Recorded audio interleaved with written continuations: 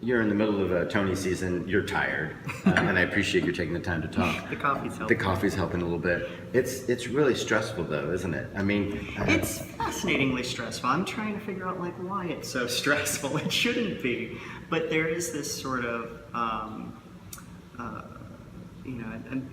very interested in sort of the whole subject of even interviews about plays and like, what does it do to your relationship to the play? What is it, and as you kind of go into this meta mode and start reflecting on the play, you have these sort of new realizations, then you have new ideas about the play, and you almost want to kind of like go back in and do even more rewrites in the course of the interview process. But yeah, it's so funny to be able to, I'm trying to have other plays to be working on, and it's the same part of the brain that does the writing is also the same part of the brain that I kind of use when I talk to people about a play. Mm-hmm. And so I'm coming to terms with draining now. Well, it's just also like I'm trying to figure out like how to use the interviews to fuel future writing. Mm-hmm. So I do a lot of, after I talk to people about the play, I go off and like I write my notebooks about other plays and see if there's ideas that came out of the conversation that I just had with you and use those in a new play. Now you put a lot of pressure on me.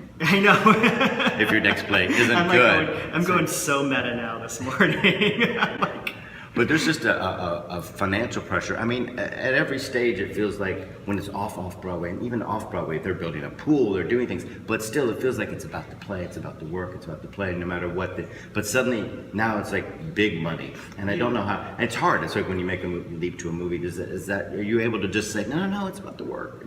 I've been, you know what, in this particular, no, not at all, and I've been kept, the whole team has sort of kept that out of the way. I mean, again, when Rudin came to me and asked me what I would need to bring this to Broadway, I basically asked for everything I would have in the course of getting a play ready for the Humana Festival. Mm-hmm. And we kind of built a process that resembles exactly what I would do getting ready to premiere something at the Humana Festival. And as a result, it actually made the whole process one where I'm actually not even thinking about how expensive stuff is. Or the marketing or... Yeah. I mean, I feel really fortunate to have been sort of spared a lot of that worry. Yeah. And doing interviews, you're able to make that leap. No, I'm not talking about me and trying to win an award. I'm talking about the show and hoping to get people to see it. Oh yeah, the other didn't even occur to me. Actually, now that I know that. It's a stressful night though, it really is. It's really, you're like, no, I don't care. I'm like, it's still hard because, there it is. I mean, it helps that the other three playwrights and I are all great friends. I mean, we just went out and all had dinner the other night. Oh, that's cool. And we're planning another... you mean a real dinner, just you, not like just us, not some event? Just us. Oh, we just sort of like... It was just a really nice time to spend time with each other and say, how are we all doing? How are you doing? You've often said that you write plays to fill in gaps. What's missing? What's not being talked about? Or what kind of pieces can I tackle? So in this case, you felt like there weren't enough sequels to plays by Ibsen, or... I know. Well, that's part of it. Like, I'm really interested in missing information and gaps in conversation, but also missing information, and what we don't know is what happened to Nora. So I was drawn to that part of it, and the title. You've never been shy of a good title to lure people in right from the start. You have fun. I mean, A Doll's House Part 2. That's where it started for you. Yeah, it did, and then.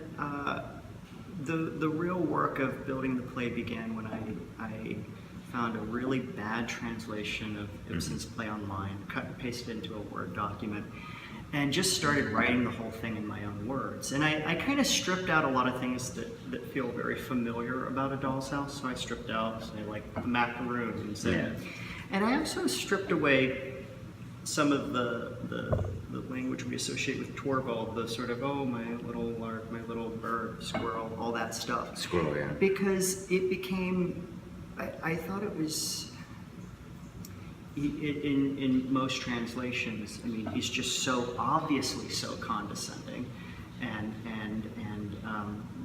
seems to belittle her, that I was curious what happens if you pull back on that a little bit.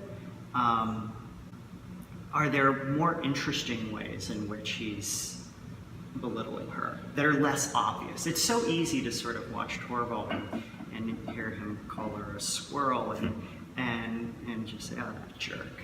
And I wanted to make it a little harder and see if there was something deeper underneath it. And it's two things that became apparent.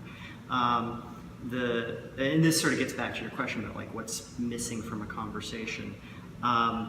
It seems that Nora and Torvald are both pretty bad communicators in the original play. They're tiptoeing around each other all the time. They're not wanting to upset the other too much, and they don't want any conflict until the end. When stuff blows up, and Nora gets a chance to sort of start to be honest, and then she walks out, and that feels like a conversation that wants to keep going. But of course, the other problem that sort of exists between them is they're living in these roles where, there is an implicit understanding that Torvald owns Nora. Mm-hmm. And there's explicit, it's legal. Yeah, well, and Practically. but in how they interact with each other, there's a kind of presumption of ownership, and again, that's another case where it's very easy to look at that and say, no, we're past that.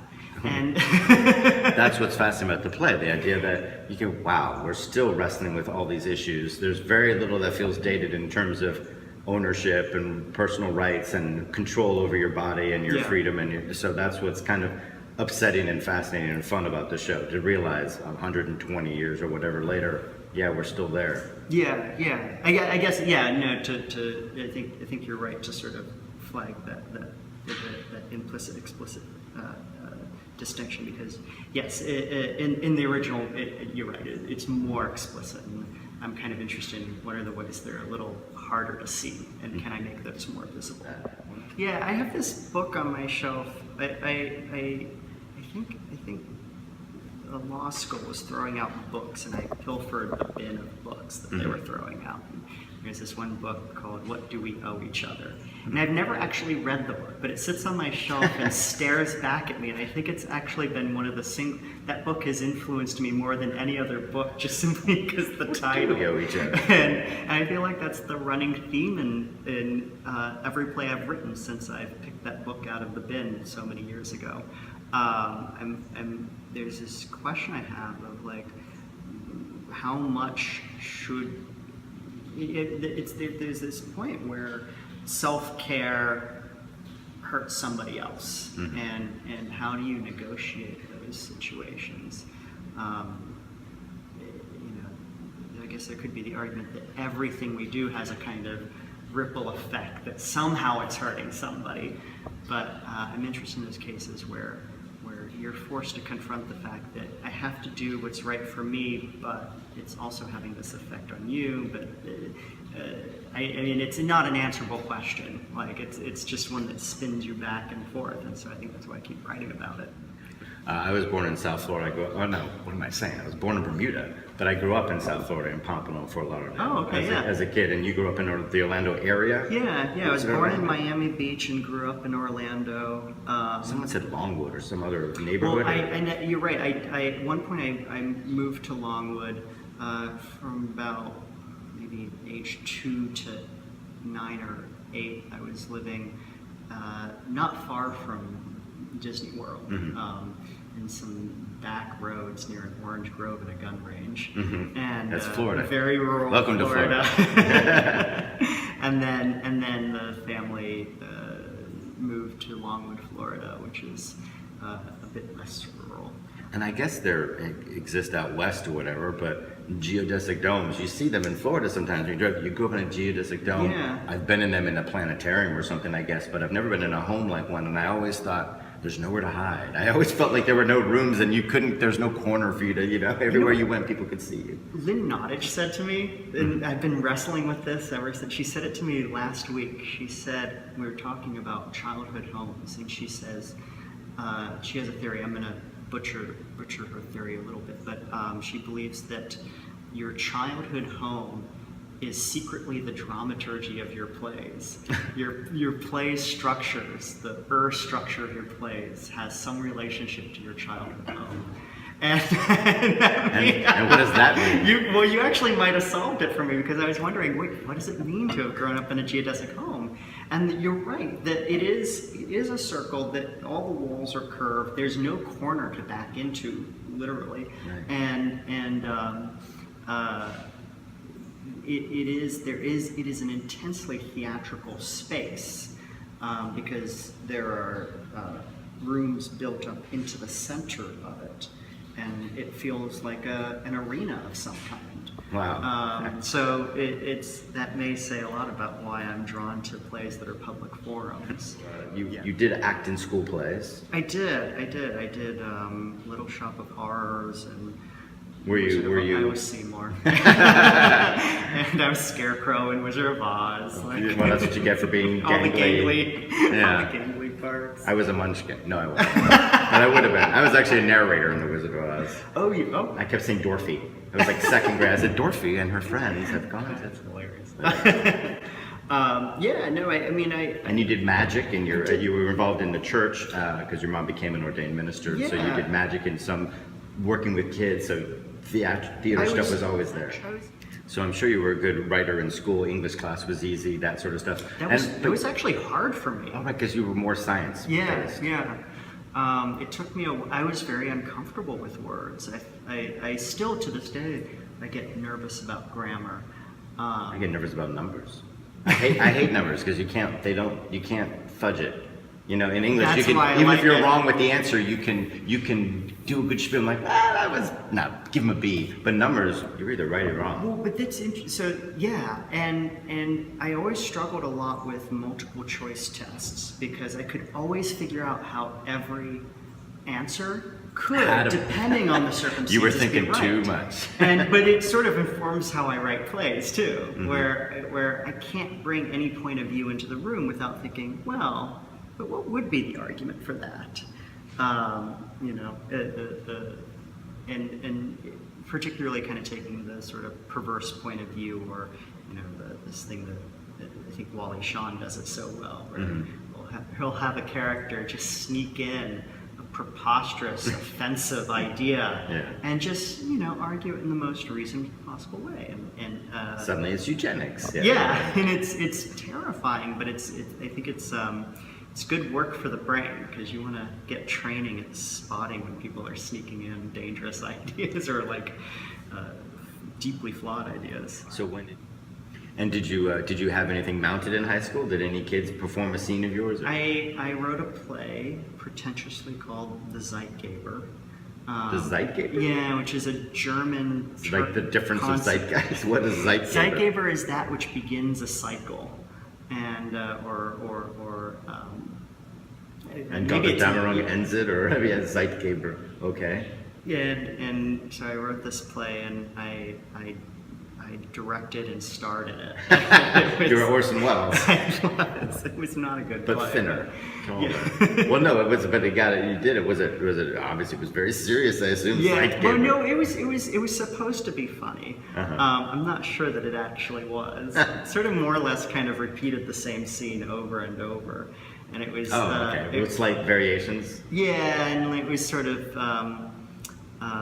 I hadn't yet read Beckett, but it was very Beckett before I read Beckett. I mean, I'd been reading a lot of Sam Shepard and Albee, so. So it was more that than David Ives. Yes, yeah. Mm-hmm. So that was exciting. You went on stage. It wasn't like you thought, oh no. I mean, this is again. All right, now you're in high school. You're staging, starring, and directing a play. This is not the idea that you would suddenly switch to theater. Doesn't seem quite so shocking. Yeah, no, it was all seemed almost predestined. Was it ever like, yeah, that's what I want to do, or was it just I'm going to try this, or when did you say, oh, I'm sunk? This is it. I actually think it might have been the former, that was just sort of like, oh yeah, this makes sense. It was the writing plays was the thing that in that freshman year of college, the thing that I was kind of doing in my own time, just dabbling, and I kept coming back to it. It seemed pretty easy. From looking outside, I was like, oh, you did the Humana, the New York Times highlighted you, you've had plays produced nonstop, you probably have only had to eat, wheat germ for a month at a time, right? Early on, you've been okay, you're not like rolling in the dough, but you've had a steady succession of work. Does it feel easy or fun, or are you like, oh, sorry? It does. So there was 10 years where I couldn't get anybody to read my plays. Fair and that enough, was an interesting period. But you're 37 now. Yes. So, but your first breakthrough was, or Humanifest, or when did you have something staged? 2012, Death Tax at Humana. Death Tax was the role. Was the sort of my proper professional debut. So that's 5 years ago. So you were about 32. Yeah. So it was 22 to 32. So Yeah. you graduated from college and you started being a barista, or what did you do? I used to. This is totally random, but I ended up running the day-to-day operations and case intake for a not-for-profit legal organization, and then started teaching law students how to represent unemployment insurance cases.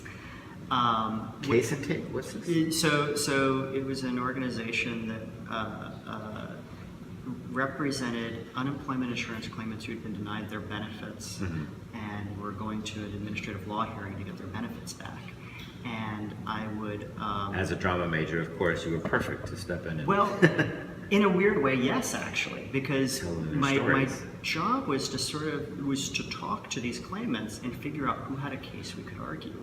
And didn't necessarily need to be a winning case, but we need to be able to make an argument. And so those are the core elements of drama. You have to figure out, okay, what did you do? Why did you do what you did? Can I make a case for why it was necessary that you did what you did, or reasonable to think that you would do what you did when you did what you did? And that's storytelling. And you can tell it actually kind of informs my writing to a significant degree.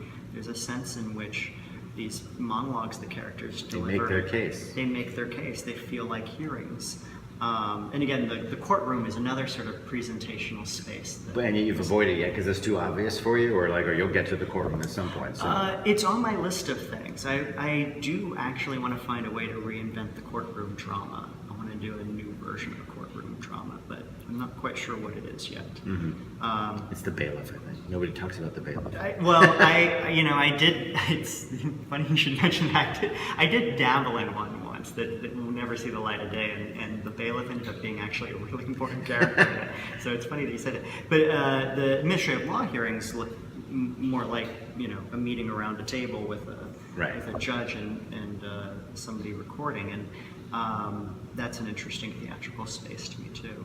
But it was great training, listening to people every day tell me stories about difficult things that have happened to them, and trying to think through, wait, how do we solve this problem?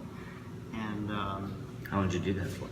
It was 10 years. It was 10 years, and you were writing all the time. Yeah, and hello, nobody. I had this little basement office and windowless basement office, and no one was around because I basically ran the whole place. So I would work all day and write all night down in that You had a free basement. office space, yeah, at work. It was actually kind of great, but it meant that I developed kind of a body of work in that basement, and then once I figured out how to get people to read my stuff, which was actually simply a matter of, I realized at a certain point I wasn't really sending my plays out that much. Somebody asked me, I was complaining, I can't get anything.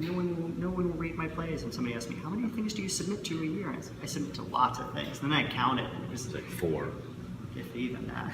And then I had decided, okay, well, I'll submit to 20 things before the end of the year. And I think I made it to 11. But that was enough. That changed it. And so I feel fortunate that, those 10 years was hard. But I feel fortunate to have, by the point that people started reading my plays, they sort of asked, oh, this is great, let's put this on. What else do you have? I had You're ready. 7 other plays. All your plays are autobiographical, of course, because you wrote them. So, and all the characters are pieces of you because you give them all their lines. So even if you don't, you have to identify with them in some way. But is A Doll's House divorce? Your parents got divorced as a kid, and the play really does grapple with marriage and responsibility and leaving and coming back together again and making a really empathetic case for everyone in that situation. Did that make it a little more personal for you? Yeah, and it was also a play that I started writing not too long after a significant breakup. So it is my breakup So you're single, play. yeah. And it's that song. It's your Taylor Swift play. Yeah, I mean, I'm no longer single. Funny how that happens when you get a play on Broadway. Suddenly you're not single anymore. Well, what was funny about it was that I think the play's probably about at least 2 breakups, and one where I think I'm Nora, and one where I think I'm Torvald. So, what are you doing? I've done everything you asked. Yeah. So it was. So they're, as they're fighting, I have made both of their arguments. But you also make the argument of Condola Rashad as the daughter, who's so wonderful in the play, and I finally learned how to pronounce her name as well. It's a big day for me, Nath and Condola. But that is the person you were as a kid, the person with the 2 parents divorcing. I mean, divorce can be traumatic when they get a divorce, and it can be traumatic when they don't get a divorce. Hi, Mom. So it's something that I loved her perspective as well, very much. Yeah, and I guess there's the thing that sort of I took from myself is I talk about her as being kind of like a very typical child of divorce, and that she kind of acts as diplomat. There's a kind of a distance negotiation stance that she takes with Nora, and I think in my experience very very typical of the child of a divorce. But also a lot of things she says are things that I've heard really really close friends say about their feelings about marriage and relationships, and so there's a mix, there's a blending of different perspectives that wind up in the character Benny. Are you in a relationship or are you dating? No, I'm in a relationship,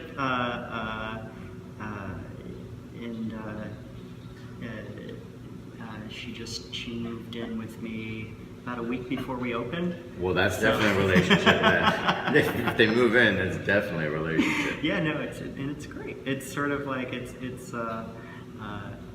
very funny to be opening this play as we're in the middle of sort of making a home for ourselves, and amid all the chaos. Amid all the chaos, and also amid the conversation that the play creates, and it's actually going great. You're like, can we? Well, I should hope so. It's been weeks. So, I mean, as far as when moving in, but you guys are like, let's use Sense and Sensibility as our template, not A Doll's House. Let's not try and figure out who's Nora and who's Torvald. Let's maybe go to, No, I mean, I'd take Tracy and Hepburn. I think she's actually kidded me about that. She'll say, she'll tell me when I'm starting to sound like one of the characters in the play. And every time you leave, shut the door. I've always thought of Tracy and Hepburn as my ideal relationship. That bantering. Yeah. You fight, and then you make up. Yeah, no, it's not so different from George and Martha too, actually. Well, I think yes. I've heard the argument made with the lack of love. Yeah, well, who is it? I've been surprised by the number of actors who have done Who's Afraid of Virginia Woolf who come away saying, I think it's actually a good marriage. And that's always been intriguing to me, and in fact it's something that sort of is in the back of my mind while writing this play, and I'm very curious what that's a function of. But a number of actors who have played those parts have made the case that they really do believe that they very much love each other, and that this is how their marriage works. But I don't know if that's like Stockholm syndrome of playing those parts.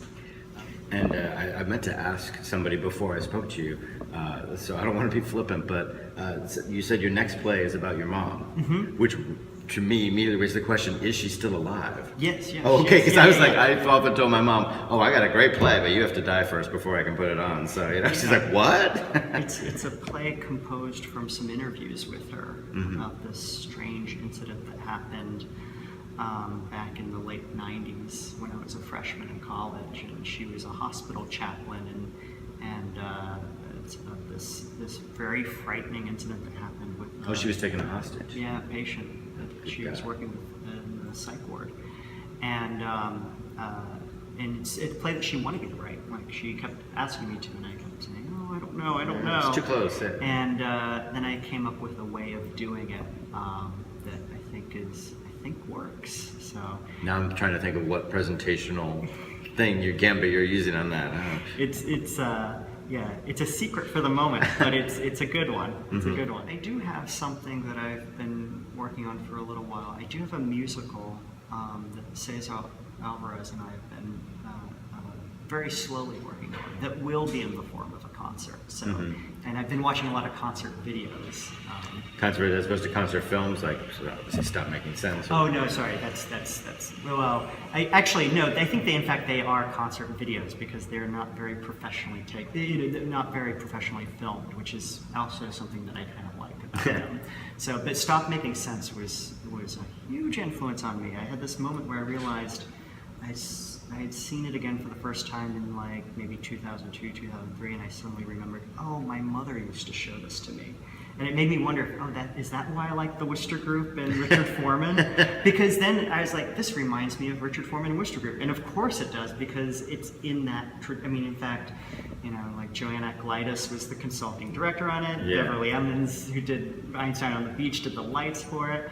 The big suit, in fact, was influenced by the Wooster Group. Right. And so it's funny how that all comes together, but that's one that I go back and rewatch. Just theatrically, the structure of it, just the sort of idea of bare stage, and then we're going to slowly build the concert, and then it's until your head explodes. Until your head explodes. And I think about that a lot when I'm building plays. I think I learned a lot about play structure from that. What was that first play that you saw? Professional production, presumably, but maybe it wasn't. Maybe it was even a high school thing that you saw and that you said, wow. I think it might have been a production of Christmas Carol. And what appealed to me so much about it was it's got kind of like an anti-hero in it. I think Oh, absolutely. Yeah. I You think like that them. might have been exciting to me to sort of see a play about a grumpy person, and he's much more than a grumpy person. But and it's a play with lots of magic tricks. There's a lot of special effects, and there's a lot of dry ice. And I think that stuff was exciting to me, and it probably reminded me of theme park rides and magic shows, and so I think that was maybe the one that hooked me. And it stuck. Yeah. Well, thanks for taking the time to talk with me. This was rejuvenating. I really enjoyed the conversation. Well, I know so. I was sort of like, oh, do I have the energy for it? And this was really nice. Well, cool.